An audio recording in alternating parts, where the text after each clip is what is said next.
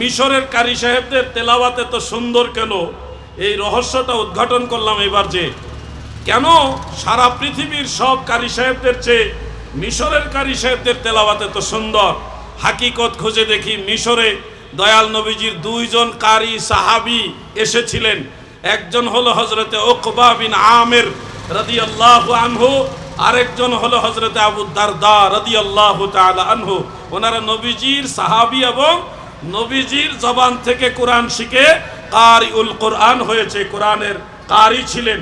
ওনাদের থেকে কোরআন শিখতে শিখতে এই 1400 বছর যাবৎ মিশরের মুসলমানরা পৃথিবীর সব রাষ্ট্রের চেয়ে সবচেয়ে বেশি সুন্দর তেলাওয়াতকারী হয়েছে দুই সাহাবীর বরকতে। মারহাবা বলেন।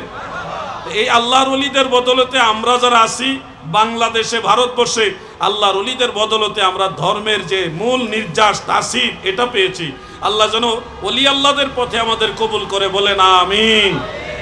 আমি একটু দুরূদ শরীফ পড়ে একটা কথা বলবো, সেটা হলো ফিলিস্তিন গেছি, এটা নিয়ে বহু ধরনের কথা হচ্ছে। ইসরায়েল গেছি কেন, ইসরায়েল কেন গেলাম, আবার ফিলিস্তিন কেমনে গেলাম, হ্যাঁ, তারপরে বিভিন্ন ধরনের কথা, এটা আমি একটু বলার প্রয়োজন মনে করছি। যুবকদেরও এটা জানা দরকার, আমার মনে হয় জানা দরকার। এই জন্যে 2-3 মিনিট আমি কথাটা বলবো ইনশাল্লাহ। আসুন এর আগে সবাই মিলে একটু দুরূদ শরীফ পড়ি। আল্লাহুম্মা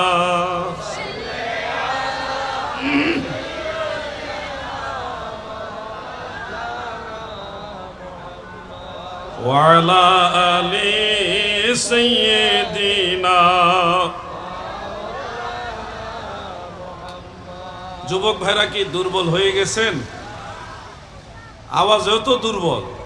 নবীজির দুরূদ শরীফের আওয়াজ আপনারা যদি আর একটু মহব্বতে দেন তাহলে বুঝবো আপনারা দুর্বল হননি। মহব্বতে আল্লাহুম্মা সাল্লি, মারহাবা, মাশাআল্লাহ, ওয়া আলা আলি সাইয়্যিদিনা।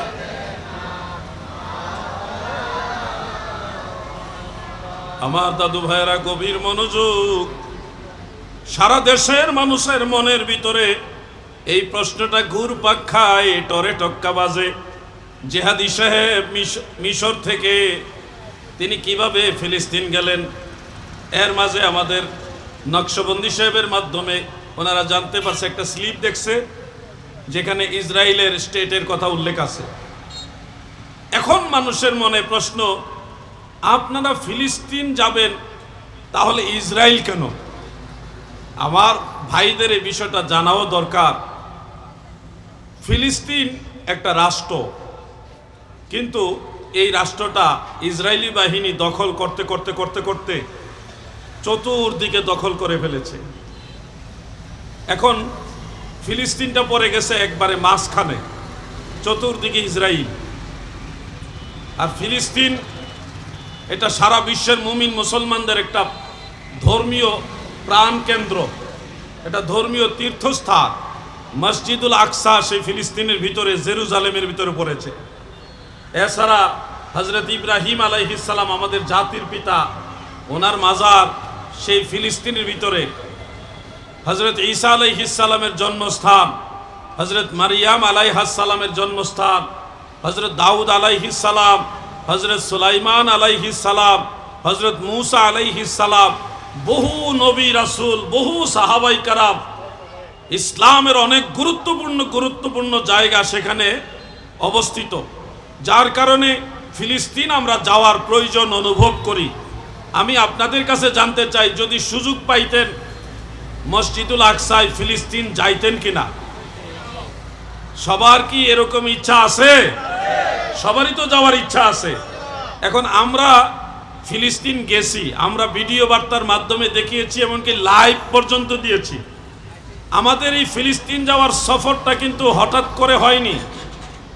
এই সিদ্ধান্ত ছিল প্রায় 6-7 মাস আগের। আমরা ফিলিস্তিন যাব এই সিদ্ধান্ত 6 থেকে 7 মাস আগের। টাকা পয়সা জমা দিয়ে দিয়েছে অনেক আগে।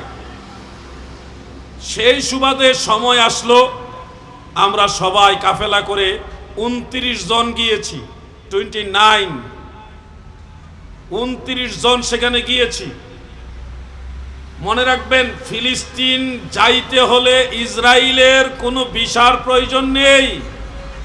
ইসরায়েলের কোনো ভিসা দিয়ে ফিলিস্তিন যেতে হয় না। তাহলে আপনারা যে একটা টোকেন প্রচার করেছেন যেখানে ইসরায়েলের স্টেটের কথা লেখা আছে, উত্তর শুনুন। আরব বিশ্ব ইসরায়েলের সাথে একবার যুদ্ধে জড়িত হয়েছিল। তখন এই যুদ্ধ বন্ধ করার স্বার্থে একটা শান্তি চুক্তি হয়েছিল। সে চুক্তির মধ্যে এটা একটা চুক্তি হয়েছিল যে মসজিদুল আকসা এটা কন্ট্রোল করবে জর্ডানের সরকার। এই চুক্তি মোতাবেক আজও পর্যন্ত যারা মসজিদুল আকসায় যেতে চায় তারা জর্ডানের পারমিশন তথা জর্ডান থেকে ভিসা নিয়ে যেতে হয়। আমরাও সেই ধারাবাহিকতায় জর্ডান থেকে মসজিদুল আকসায় যাওয়ার পারমিশন তথা ভিসা সেটা নিয়ে ওইখানে রওনা দিয়েছি আল আকসা মসজিদের উদ্দেশ্যে। এখন যেতে হলে আপনাকে অবশ্যই সেই ইসরায়েলের এরিয়া ক্রস করতে হবে, এছাড়া বিকল্প কোনো রাস্তা আপনার হাতে নাই। আপনি যদি বলেন আমি সৌদি আরব যাব কিন্তু ইন্ডিয়ার উপর দিয়ে যাব না, তাহলে এক ধরনের একটা কষ্টদায়ক বিষয়টা। সেই বঙ্গোপসাগর পার হইয়া তাও তো ইন্ডিয়ার সাগর পড়তেও পারে। আপনি যদি বলেন আমি সৌদি আরব যাব, ভারত পাকিস্তানের আকাশ ব্যবহার করব না, এটা এক ধরনের আমাদের জন্য অসম্ভব। ফিলিস্তিন যেতে হলে অবশ্যই আপনাকে ইসরায়েলের বর্ডার ক্রস করে যেতে হবে। এখন ইসরায়েল আমাদের কাগজপত্র চেক করেছে, আমাদের সব কাগজপত্র যখন ওকে বা সঠিক পেয়েছে, বৈধ পেয়েছে, তখন তার একটা টোকেন দিয়েছে। এটা কোনো ভিসা না, এটা একটা টোকেন যে আপনার সব কাগজপত্র ওকে আছে। এটা নিয়ে আমরা আল আকসা মসজিদে গেছি। এবং মনে রাখবেন ভাই বন্ধুরা, ফিলিস্তিনে কোনো আন্তর্জাতিক বিমানবন্দরও নাই যে আপনি বিমানে চলে যাবেন।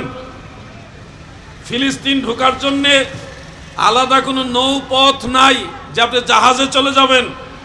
ওখানে যেতে হলে অবশ্যই আপনাকে বাই রুটে যেতে হবে, এবং বাই রুটে যাওয়ার পথে অবশ্যই আপনাকে ইসরায়েলের যে দখলের এরিয়াগুলি ক্রস করে যেতে হবে। সেক্ষেত্রে আপনার বৈধতা হবে, জর্ডান সরকার যদি আপনাকে অনুমতি দেয় তাহলে যেতে পারবেন। আমরা ওইভাবেই গেছি। বিষয়টা কি ক্লিয়ার হয়েছেন? আমাদেরকে যারা বলছেন ইসরায়েল গেছেন কেন, তাদেরকে বলবেন হজ করছেননি? জি, তো হজে গেছেন, ভারতের উপর দিয়ে গেছেন কেন? স্লোগান তো দেন দিল্লি না ঢাকা, ঢাকা ঢাকা। তো দিল্লি যেহেতু পছন্দ করেন না, হজে যাওয়ার সময় তো দিল্লি আর মুম্বাইয়ের উপর দিয়ে যাওয়া লাগে। কেন যান ওখানে ভারতের উপর দিয়া? এগুলি হলো এক শ্রেণীর মানুষ, সমালোচনার কোনো ক্লো পায় না। তো আর এমন এক টাইমে গেছি মিয়া ভাই, কি একটা টাইম জানেন, যেই টাইমে তার একটা ভুয়া মসজিদের ভিডিও চিত্র প্রকাশ করছে যে আল আকসা মসজিদ ভেঙে ফেলছে। নিশ্চয়ই আপনাদের কাছে ভিডিওগুলি এসছে। একটা গ্রাফিক্স এআই প্রযুক্তি দিয়ে একটা গ্রাফিক্স তৈরি করেছে, ছবি, যেখানে দেখাচ্ছে মসজিদুল আকসা ভেঙে ফেলেছে। ভিডিও প্রচার করতেছে আল আকসা মসজিদ ভেঙে ফেলেছে। আল্লাহর কি দয়া, ওই এট এ টাইম আমরাও মসজিদুল আকসায়, আমরা তো আর তাদেরকে মিন করে ওখানে যাই নাই। আমাদের প্ল্যান আগের থেকেই, 6-7 মাস আগের থেকে প্ল্যান, আমরা আল আকসা যাবো। মানে বেটে বলে মিলে গেছে আর কি। যেই সময় তারা ব্যবসা করবে, আল আকসা মসজিদ ভেঙে ফেলছে, তোমরা টাকা দাও, আমরা টাকা পাঠাবো, এই ব্যবসা যখন তারা রমরমা করবে, ঠিক এই টাইমে আল্লাহ তাআলার দয়ায় আমরা আল আকসা মসজিদে হাজির। এখন আমাদের আত্মীয় স্বজনরা আমাদের জিজ্ঞাসা করে আপনারা কই গেলেন? মসজিদুল আকসা তো ভেঙে ফেলছে, আপনারা কই গেলেন? আমরা কই না ভাঙছে না। এখন একটা আমাদের আত্মীয় স্বজন, বন্ধু বান্ধব, ফ্রেন্ড সার্কেল যারা আছে তাদেরকে জানান দিলাম যে আল আকসা মসজিদ ভাঙে নাই, অক্ষত আছে, এটা নিরাপদ আছে, ভাঙে নাই। যুদ্ধ চলতেছে হলো রাফা এবং গাজায়, ওইখানে যুদ্ধ চলতেছে। আমাদের মেসেজটা ক্লিয়ার। এখন এই মেসেজ দেওয়ার কারণে ওই যে আল আকসা মসজিদ ভাঙ্গার ভিডিও এবং ছবি যারা প্রচার করছে, এই ব্যবসায়ীদের ব্যবসার মধ্যে ঠাড়া পড়ছে। কি পড়ছে?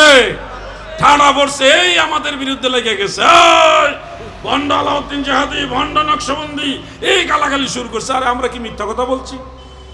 আমাদের সুন্নিদের মাঝে দুই একজন কয় যদিও মসজিদুল আকসা ভাঙছে না, আপনাদের এটা বলার দরকার আছিল কি? হ্যাঁ, মসজিদুল আকসা ভাঙ্গে নাই, আমরা নিজের চোখে দেখতেছি, পরের চোখে না, মিডিয়াতে না, ডাইরেক্ট ওখানে নামাজ কালাম পড়তেছি, ভাঙে নাই। সারা বাংলাদেশ প্রচার করে ফেলছে মসজিদুল আকসা ভেঙে ফেলছে, এরপরও আমরা কেন বললাম যে ভাঙে নাই? এইটা হয়েছে আমাদের দোষ। এই দোষটা ঠিক আছে না? কি আজব বাঙালি, সত্য কথা বললো বিপদ।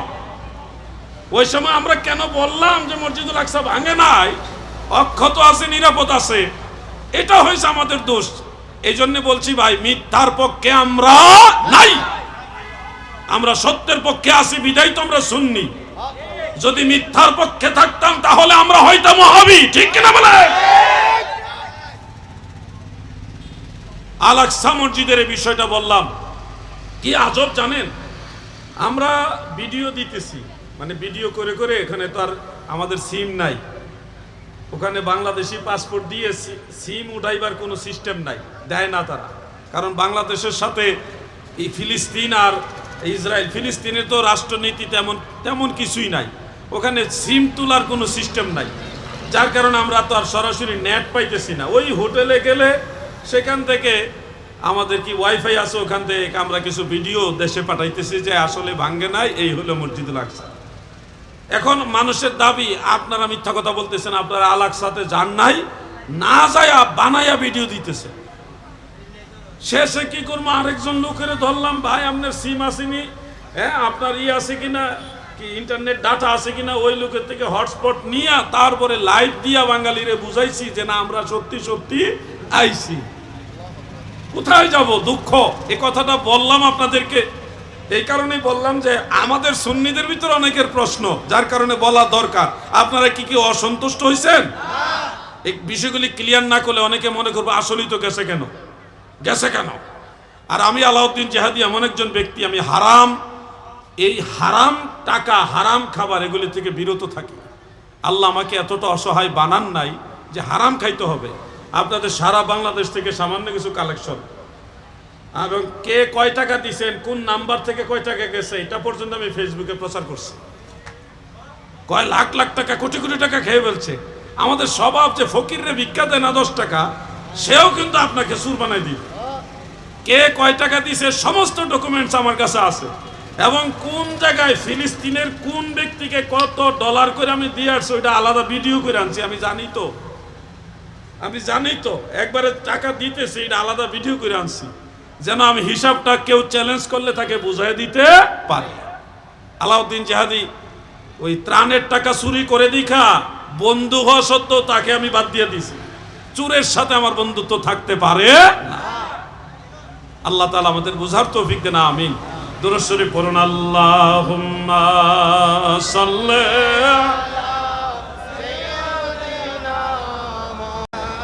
মুহাম্মদ ওয়া আলা আলি সাইয়্যিদিনা। প্রিয় ভাইয়েরা আমার, এই আলোচনাগুলি যদিও আমাদের আজকের আলোচনার মূল টপিকসের অন্তর্ভুক্ত না, এবার আমি আমার আলোচনা যেটা কমিটির বিভিন্ন ভাইদের রিকোয়েস্টের মধ্যে রয়েছে, সেই রিকোয়েস্টের অন্তর্ভুক্ত একটা আলোচনা আপনাদের সামনে থ্রো করতে চাই। সেটা হলো নবীজির দুরূদ শরীফ। এই যে সবাই মিলে সমস্বরে একসাথে সম্মিলিত যে দুরূদ শরীফ আমরা পড়লাম,